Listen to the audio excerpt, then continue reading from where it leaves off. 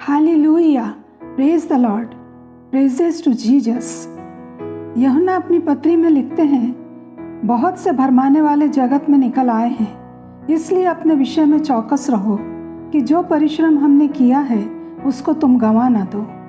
पतरस भी अपनी पत्री में इसी प्रकार लिखते हुए कहते हैं, चौकस रहो ताकि अधर्मियों के भ्रम में फंसकर अपनी स्थिरता को कहीं हाथ से खो न दो। पिछले संदेशों में हमने दृश्य संसार में होने वाली घटनाएं जो यीशु मसीह के आने के चिन्हों को बताती हैं, उन्हें देखा, जो लगभग 99% पूरी होती नजर आ रही हैं। ये घटनाएं इतनी खतरनाक नहीं हैं, परंतु मत्ती 24 में ऐसी कौन सी बात थी जिन्हें यीशु चेलों को एकांत में बताना चाहते थे। वर्स 4 में जब चेले अंत समय के बारे में पूछ रहे हैं, यीशु के पहले शब्द थे, सावधान रहो, कोई तुम्हें भरमाने ना पाए। भरमाया जाना अदृश्य घटना है। ये मनुष्य के मन से जुड़ा है। ये कलीसिया के भीतरी सिस्टम और एक विश्वासी के व्यक्तिगत विश्वास से जुड़ा है। दोनों प्रकार के लोगों पर यह लागू होता है। पहले तो वे जो प्रभु को नहीं जानते और उन्हें जानने से पहले ही भ्रमित कर देता है। दूसरे वे जो प्रभु के पास आ गए हैं, विश्वास करते हैं, बपतिस्मा लिया है, परंतु वे उद्धार को और उद्धारकर्ता यीशु मसीह को सचमुच में नहीं जानने पाए। इसलिए वो उन्हें भ्रमित करता है कि वचन पढ़ें, दुआ करें, प्रचार करें, कोई बात नहीं, पर मसीह के आने पर उठाए जाने के लिए जागृत न हो जाएं। यदि मसीह के साथ अनंत काल के जीवन में जीने की तैयारी में अपने जीवन को अनुशासित करने की कोशिश करने लगते हैं, तब शैतान की अंधकार की शक्तियां क्रियाशील हो जाती हैं।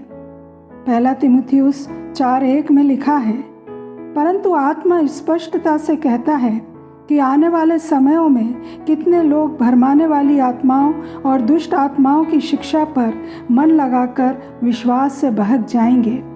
भरमाने वाली आत्माओं और दुष्ट आत्माओं दोनों का सोर्स इममटेरियल और इंटरनल है, जो दिखाई नहीं देती, पर उनका इन्फ्लुएंस रहता है। जो लोग परमेश्वर के वचन से और यीशु मसीह से संतुष्ट नहीं हैं, वो जल्दी धोखे में आ जाते हैं। दूसरा कुरिन्थियों 11:13 के अनुसार, क्योंकि शैतान आप भी ज्योतिर्मय स्वर्गदूत का रूप धारण करता है, विश्वासियों को परमेश्वर से दूर करने के लिए और मसीहों को नाश करने के लिए डेमन और डेमोनिक डॉक्ट्रिन्स को यूज़ करता है, जो आज कलीसियाओं में भरपूरी से ये आत्माएं काम कर रही हैं। शैतान का उद्देश्य पतरस के लिए केवल इतना तक नहीं था कि वे मसीह का इनकार करे, पर उसका उद्देश्य था कि वो अपने विश्वास से फिर जाए। इसीलिए यीशु मसीह ने कहा, मैंने तेरे लिए प्रार्थना की है कि तेरा विश्वास जाता ना रहे। यही चाल शैतान की अंतिम चाल है जो विश्वासियों के लिए होगी। यही टेम्पटेशन अय्यूब के लिए था कि वह परमेश्वर के मुंह पर उसकी निंदा करे। वो चाहता था कि परमेश्वर के विरुद्ध विद्रोही हो जाए। यही वो हमारे साथ करना चाहता है। इसीलिए यीशु चेलों को कह रहे हैं, चौकस रहो, कोई तुम्हें भरमाने ना पाए। कुलुसियों 2 उसके 8वें और 9वें वचन में लिखा है, चौकस रहो कि कोई तुम्हें उस तत्व ज्ञान और व्यर्थ धोखे के द्वारा अपना अहेर न बना ले, जो मनुष्य की परंपराओं और संसार की आदि शिक्षाओं के अनुसार तो है, पर मसीह के अनुसार नहीं, जिसमें ईश्वरत्व की सारी परिपूर्णता सदैव वास करती है। यीशु मसीह भी, चेले भी, प्रेरित भी और वचन भी बार बार स्मरण दिला रहा है और सावधान कर रहा है कि चौकस रहो, कोई तुम्हें भरमाने ना पाए, धोखे के द्वारा अपना शिकार ना बना ले, मतलब to carry you away as a captive. पुराने समय में जब कोई राजा विजय पाता था तो वे वहाँ के लोगों को अपना गुलाम बनाकर अपने साथ अपने देश को ले आता था। उसी तरह कोई तुम्हें अपना गुलाम बनाकर अपने अधीन ना कर ले, तुम्हें चुरा ना ले या तुम्हें लूट ना ले। सृष्टि के प्रारंभ में ही आदम हवा भरमाए गए थे। इसलिए ये आश्चर्य नहीं है कि जब यीशु मसीह ने ये अंत दिनों के चिन्हों के लिए भी कहा कि बड़ा कार्य भरमाए जाने का होगा, और वो भरमाया जाना और धोखा खाना चारों तरफ हो रहा है, जो ख्रीष्ट विरोधी के आने का मार्ग तैयार कर रहा है। तो आइए जानते हैं कि किन तरीकों से पहले भी और आज के समय में भी बहुतायत से कलीसिया और विश्वासियों का शिकार कर उन्हें भरमाया जा रहा है। वो है तत्व ज्ञान और व्यर्थ धोखे के द्वारा।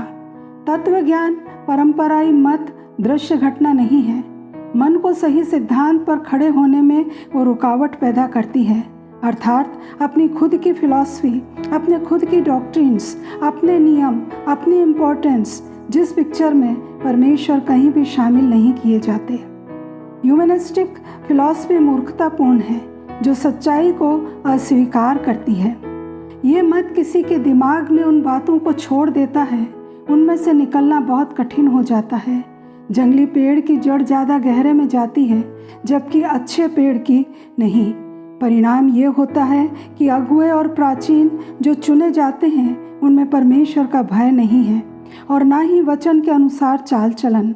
आज चर्चेज में विजडम ऑफ द वर्ल्ड अर्थात संसार की बुद्धि का प्रचार किया जाता है, ना कि पवित्र आत्मा द्वारा दिए गए विजडम का। इसलिए वो अपने को बुद्धिमान जताकर मूर्ख बने हुए हैं और शैतान और दुष्ट आत्माएं उन्हें इस्तेमाल कर रही हैं। वे सब गतिविधि करते हैं पर भटके हुए हैं। दूसरी बात, धोखा खाते हैं व्यर्थ की बातों से। वे सब गतिविधि करते हैं पर भटके हुए हैं। मनुष्य की खुद की सोच, खुद की फिलॉसफी व्यर्थ है। उसमें आत्मिक सच्चाई, सामर्थ्य, आशा, स्पिरिचुअल रियलिटी नहीं है। यहूदा 12 में लिखा है, वे निर्जल बादल हैं जिन्हें हवा उड़ा ले जाती है। बादल तो बहुत काले और घने होते हैं परंतु बरसते थोड़े से हैं। बोलते तो बहुत हैं पर सच्चाई ये है कि उसका मतलब कुछ नहीं होता। तीसरी बात, परमेश्वर के वचन को मैन मेड ट्रेडिशन से रिप्लेस कर दिया है।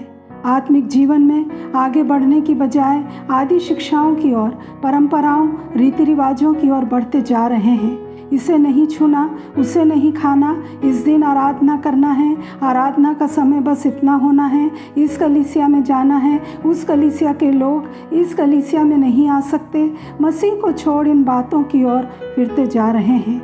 ये बातें गहराई में, सामर्थ्य में और मसीह के साथ क्लोज रिलेशनशिप में ले जाने की बजाय अपने बनाए हुए नियमों और शिक्षाओं को पूरा करवाती हैं। और इसका परिणाम ये होता है कि हम इतने ज़्यादा भरमाए जा चुके हैं कि अपने इमोशंस को, अपनी इच्छाओं को, अपनी योजनाओं को कहते हैं परमेश्वर की अगुवाई है। अपने प्लान्स पहले से बना लेते हैं और समझते हैं ये परमेश्वर की मर्जी है। 2 बलिदान हुए करमेल पर्वत पर। एलिया ने प्रार्थना की कि जो मैंने किया तेरे वचन पाकर किया। इसलिए परमेश्वर जिम्मेदार था कि आग को भेजे। अपनी भावना में चलने वाला परमेश्वर को प्रसन्न नहीं कर सकता। हर खुला द्वार परमेश्वर की तरफ से नहीं है। शैतान भी बहुत से द्वार खोल देता है। मसीहों को गिराने के लिए उनके इमोशंस को काम में लाता है, व्यर्थ बातों को काम में लाता है। जितना बड़ा और मजबूत विश्वासी है उतना ही शैतान उसके लिए द्वार बड़ा करेगा और गलत रास्ते पर ले जाएगा। यूसुफ को गिराने के लिए बड़ी योजना लाया। पोतीफर की पत्नी उसका पीछा करती थी परंतु यूसुफ उसकी युक्ति में नहीं फंसा। परमेश्वर का भय उसमें था, इसलिए परमेश्वर का आत्मा उसमें रहता था। बहुत से लोग व्यर्थ विचारों के कारण शैतान के पीछे चले जाते हैं। दाऊद ने प्लानिंग करके ऊरिया को मारा और बैतशबा से शादी की परंतु उसने पश्चाताप किया। मैंने प्रभु के विरुद्ध पाप किया है, उसके लिए मैं दुखी हूँ। अपने पवित्र आत्मा को मुझसे दूर न कर। टूटे मन की दशा को दाऊद प्रकट कर रहा है। क्या हम पवित्र आत्मा को शोकित करने के बाद टूटते हैं? प्रियो, अपनी भावनाओं से, व्यर्थ विचारों से, परंपराई शिक्षाओं से बाहर आएं और प्रभु पर निर्भर हो जाएं। वो हमारे पक्ष में है।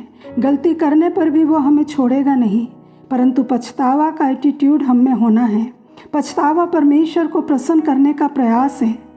तो आइए हम प्रार्थना करें। प्यारे स्वर्गीय पिता परमेश्वर, हम नहीं चाहते कि कोई भी धोखा देने वाली, भटकाने वाली बातें या ऐसी बातें जो मसीह की सच्चाई के अनुसार नहीं हैं, हमें परीक्षा में डाल दें। हम प्रार्थना करते हैं कि आप हमारे मन को सच्चाई से भरें। जब हम वचन को पढ़ें, वो हमारे मन और दिमाग को अपने वश में कर ले कि हमारे विचार सही मार्ग पर चलने के लिए खुल जाएं। इसे स्मरण रखने के लिए आप हमारी मदद करें। पवित्र आत्मा, ऐसा करने के लिए आप हमें सामर्थ्य दें। यीशु मसीह के नाम में, आमीन।